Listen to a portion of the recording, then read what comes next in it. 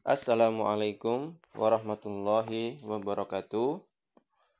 Kita masuk pada materi yang selanjutnya dari pelajaran kepegawaian. Kita masuk pada bab sumpah atau janji pegawai. Di dalam Google Classroom sudah saya unggah peraturan pemerintahnya nomor 21 tahun 75. Silahkan di-download ya. Penjelasannya ada pada video ini.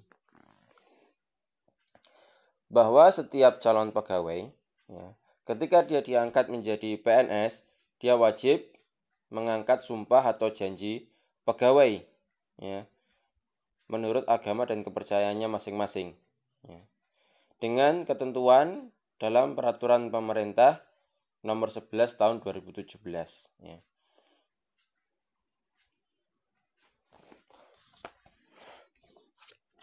Dan sumpah atau janji pegawai ini dilaksanakan biasanya serempak, kolektif Ketika mereka CPNS yang mau diangkat menjadi PNS, kolektif mengadakan sumpah atau janji pegawai. Jadi tidak sendiri-sendiri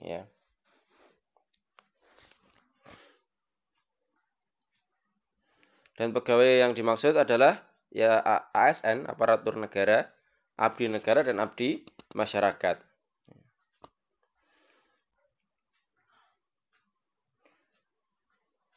Nah, sebagai salah satu usaha pembinaan ASN tersebut, maka perlu diatur pelaksanaan sumpah atau janji PNS.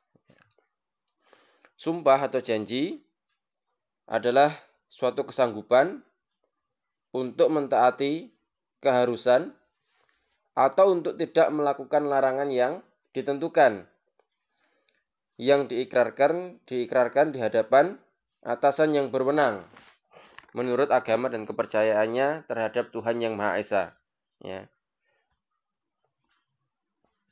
Karena sumpah itu diikrarkan menurut agama dan kepercayaannya di hadapan atasan, dia tidak hanya sekedar kesanggupan terhadap atasan saja, tapi juga kesanggupan terhadap Tuhan bahwa yang bersumpah akan mentaati segala keharusan dan tidak melakukan segala larangan. Jadi ketika dia telah bersumpah, dia tidak boleh melanggar sumpah atau janji pegawainya. Apabila dia melanggar, tentu dosanya berat, karena dia telah bersumpah. Dan seorang Muslim, dia harus mentaati sumpahnya atau janjinya, siapapun itu. Kita dulu telah bersumpah, semuanya telah bersumpah. Ketika kita masih di alam ruh, ketika kita masih di alam ruh.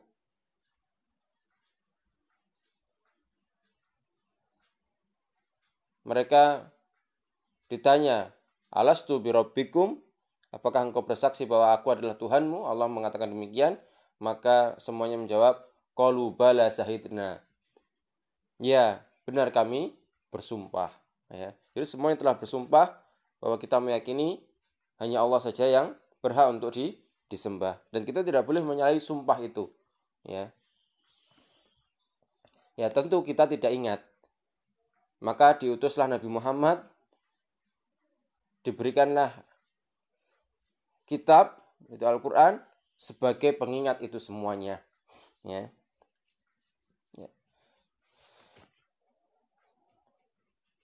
Dan meskipun dia tidak harus bersumpah di atas Al-Quran,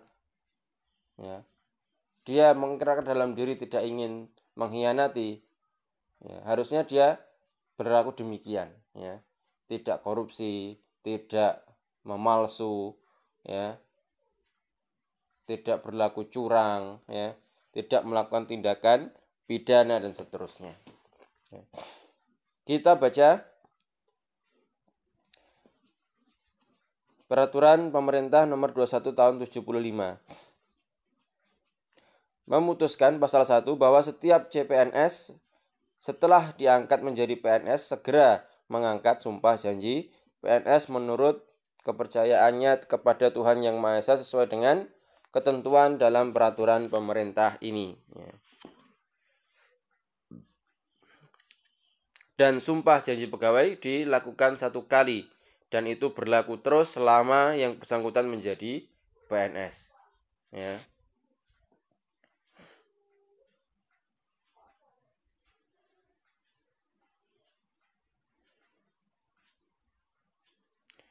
Pasal 2. Susunan kata-kata atau sumpah janji yang dimaksud dalam pasal 1 adalah sebagai berikut.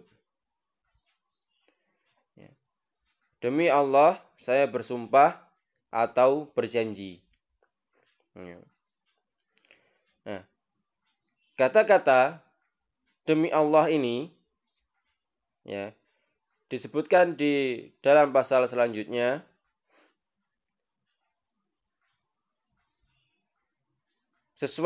diganti sesuai dengan kepercayaannya masing-masing kepada Tuhan Yang Maha Esa.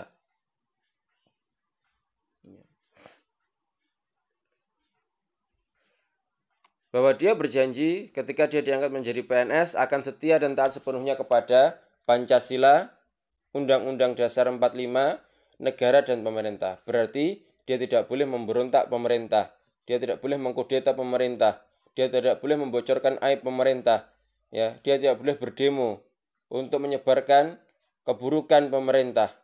Karena dia telah berjanji, ya. Dia tidak boleh merugikan negara dengan korupsi, ya. Dia tidak boleh merusak infrastruktur negara, ya, dan seterusnya karena dia telah berjanji itu. Dan bahwa saya akan mentaati segala peraturan perundang-undangan yang berlaku, ya, dalam melaksanakan tugas kedinasan yang dipercayakan kepadanya. Dan bahwa saya juga akan menjunjung tinggi kehormatan negara, ya. Berarti tidak boleh melecehkan bendera Indonesia, tidak boleh melecehkan pemerintah. Pemerintah yang terkecil tidak boleh dilecehkan, apalagi pemerintah yang tertinggi yaitu presiden, ya. Dan saya akan menjunjung tinggi martabat pegawai negeri serta akan mengutamakan kepentingan negara daripada kepentingan saya sendiri, seseorang atau golongan. Inilah. Jadi ketika dia telah berjanji bahwa dia akan mementingkan kepentingan negara, ketika ada panggilan tugas negara, ya mau nggak mau dia harus berangkat. Ya, ditugaskan dari instansi, harus melakukan diklat ke Jakarta selama 3 bulan. Ya dia harus melaksanakan itu. Kecuali jika ada hal-hal tertentu yang menyebabkan dia tidak bisa berangkat, ya. Contoh, saya kasih contoh, ya. Dulu Buruli, ya. Buruli pernah akan ditugaskan ke Jakarta untuk melakukan diklat selama beberapa pekan. Ya, qadarullah, ya, takdirnya Allah. Sebelum besok berangkat, ya, hari ini putranya itu ditabrak oleh sepeda motor sehingga di depan rumahnya, ya, sehingga harus dilarikan ke rumah sakit. Ya, tentu karena ini sesuatu yang penting, ya, menyangkut nyawa seseorang, ya, maka dia izin kepada pihak sekolah. Pak, saya mohon maaf tidak bisa ke Jakarta karena ini anak saya kecelakaan. Ya, jadi karena alasan sakit, baik dirinya atau anggota keluarganya yang sakitnya itu parah, maka dia boleh tidak melaksanakan kepentingan negara. Dan dia izin kepada yang memberikan tugas, nanti yang bertugas akan mendelegasikan ke pihak yang lain untuk menggantikan dirinya. Seperti itu. Akhirnya yang berangkat ke Jakarta dulu adalah Bu Sofi, ya, seperti itu. Ini boleh, ya, ini boleh kalau seperti ini, ya. Meskipun dia telah berjanji untuk mengutamakan kepentingan negara, ya, tapi karena ada satu hal, maka dia boleh untuk tidak mengutamakan itu karena sebab-sebab tertentu yang telah saya sebutkan pada pasal yang dulu. Dan bahwa saya akan memegang rahasia sesuatu yang menurut sifatnya atau menurut perintah harus saya rahasiakan, ya. Ya karena dia bilang rahasia, ya maka jangan diberikan kepada orang lain, ya, meskipun itu ibunya sendiri yang bertanya, meskipun itu suaminya sendiri yang bertanya, ya, meskipun itu anggota keluarganya sendiri yang bertanya, yang namanya dibilang itu rahasia, jangan dibocorkan kepada yang lain, ya, seperti itu.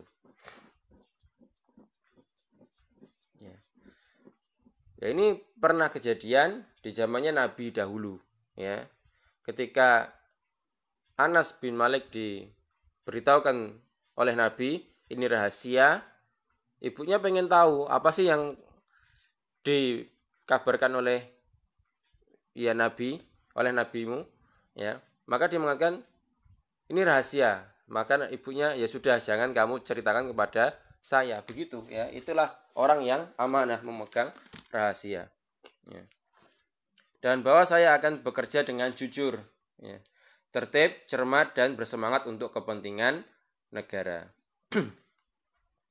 Pasal 3, apabila seorang pegawai itu keberatan untuk mengucapkan sumpah kepada tentang agama atau kepercayaannya, maka ia mengucapkan janji, ya. Bukan saya bersumpah, tapi saya berjanji, tulis ucapannya. Dalam hal tersebut, pada ayat 1 tadi, kalimat demi Allah, maka bisa diganti dengan demi Tuhan yang Maha Esa.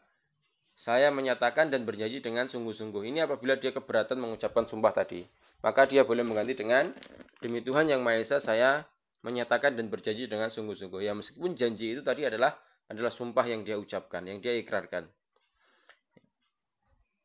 Bagi mereka yang beragama Kristen, kata-kata demi Allah, dia tetap sama demi Allah. Tapi lafadznya orang Kristen, ketika dia mengucap Allah, bukan Allah, tapi Allah. Jadi demi Allah, saya berjanji, ya. Di akhir kata setelah bersemangat untuk kepentingan negara, dia menambahkan kata-kata kiranya Tuhan menolong saya, ya.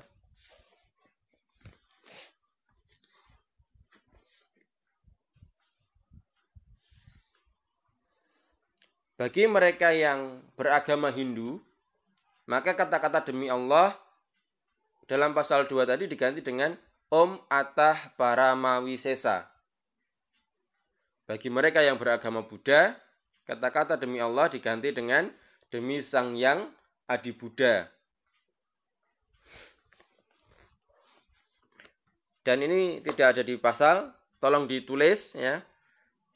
Dan bagi PNS yang beragama Konghucu, maka kata-kata demi Allah diganti dengan kehadirat Tian di tempat yang maha tinggi dengan bimbingan rohani Nabi Kongzi, ya, dipermuliakanlah, ya. Ini bagi mereka yang beragama Konghucu, ya. Yang kita tahu namanya PNS ini macam-macam, ya, tidak satu agama, ya, tapi berbagai macam agama. Maka untuk mengakomodir itu, kata-kata demi Allah diganti sesuai dengan agamanya masing-masing. Yang tadi sudah saya sebutkan, Kristen, Katolik tetap demi Allah, tapi ditambahkan di bawahnya kiranya Tuhan menolong saya di akhir kalimat sumpah tadi. Jika Hindu diganti dengan Om Atah Paramawisesa, jika Buddha diganti dengan demi Sang Yang Adi Buddha, ya.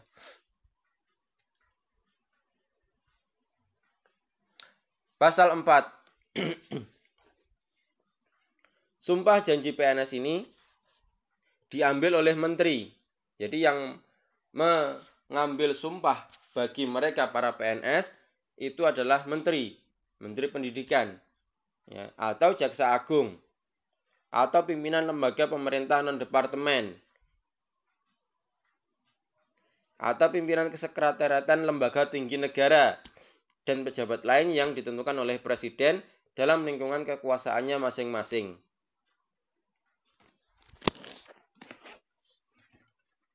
Dan pejabat yang dimaksud dalam ayat 1 ini menunjuk pejabat lain dalam lingkungan kekuasaannya untuk mengambil sumpah janji PNS dalam lingkungan kekuasaannya masing-masing.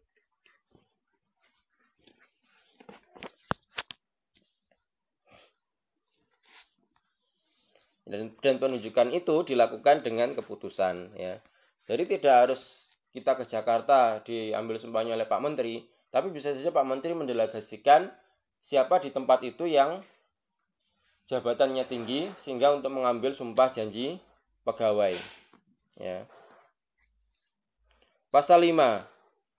Dalam pengambilan sumpah ini dilakukan dalam suatu upacara yang khidmat, yang khusyuk, ya, di dalam ruangan, ya, karena hanya beberapa orang saja biasanya, tidak di luar ruangan seperti upacara yang kita lakukan setiap hari Senin, tidak, ya. Tapi dalam suatu upacara khusus di tempat yang mungkin tertutup. Pegawai negeri sipil yang mengangkat sumpah janji didampingi oleh seorang rohaniawan, ya. Jadi didampingi oleh, kalau orang Islam didampingi oleh kiainya atau ustadznya atau gusnya, ya. Satu orang. Meskipun ada 10 atau 20 PNS beragama Islam yang mendampingi, yang kiainya adalah cukup satu, ya. Perwakilan yang di depan, pimpinan peletonnya. Kalau dia Kristen ya berarti pendetanya, ya, dan seterusnya sesuai dengan rohaniawan agama masing-masing. Ya. Dan pengambilan sumpah ini disaksikan oleh 2 orang pegawai negeri sipil yang pangkat serendah-rendahnya sama dengan pangkat pegawai yang diangkat sumpah tadi. Jadi gini, misalkan yang diangkat menjadi PNS adalah golongan 3A. 100 orang golongan 3A. Ya. Maka yang mensaksikan pengangkatan pegawai tadi, pangkatnya serendah-rendahnya sama dengan pangkat pegawai yang akan diangkat sumpahnya. Jadi ya paling tidak minimal juga golongan 3A. Atau di atasnya lebih boleh, ya, 3B, 3C, 3D, ya, ini boleh, tapi minimalnya 3A. Sehingga nggak boleh ketika yang diangkat adalah 3A, yang mensaksikan adalah golongan 2D, 2C, 2B, nggak boleh, ya. Harus sama-sama minimal sama-sama 3A.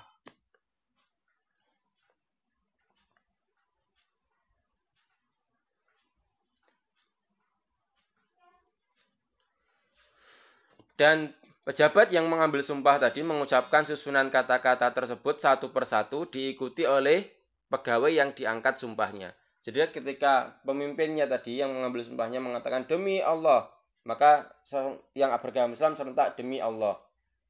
Apabila ada agama lain, dia langsung mengatakan sesuai agamanya masing-masing. Demi Allah, maka yang Kristen mengatakan demi Allah. Demi Om Atah para Mahawisesa, maka yang Hindu mengatakan demikian.